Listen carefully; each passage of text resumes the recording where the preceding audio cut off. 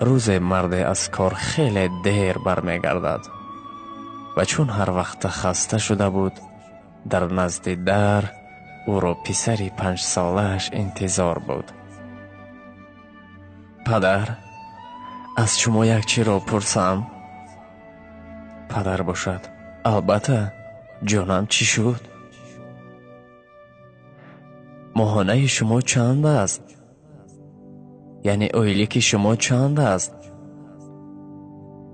این به تو دخل ندارد بچم. و برای چی میپرسی؟ التماس دانستن میخواهم میگوید. خیر، 500 سامان است. چرا میپرسی؟ پدر، شما با من 200 سامانی داده میتوانید. خیلی ضرور است. پدر باشد در اول البته راضی نشد. گفت تو مبلغ رو چی کار میکنی؟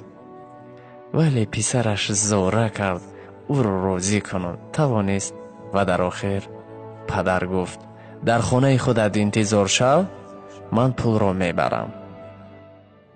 پس از یک چند دقیقه پدر پول رو به پسرش آورد و داد و دید که پسرش از زیر بالین پولهایش رو گرفته می شمارد.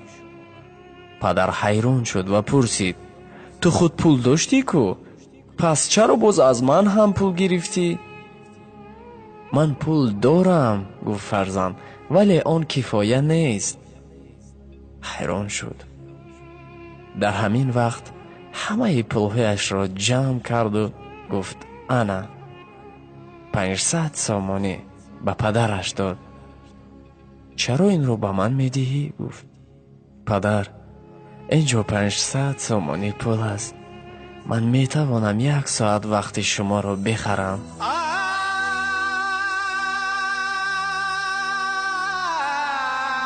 شما میتوانید پگاهی بر وقتتر از کار برگشته با ما یک جای خوراک بگاهی خورید.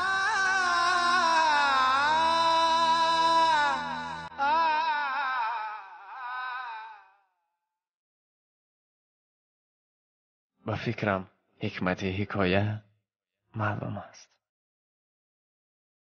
نسبت فرزندان خود به اعتبار نباشید، زیرا آنان احتیاج به مهر شما دارند.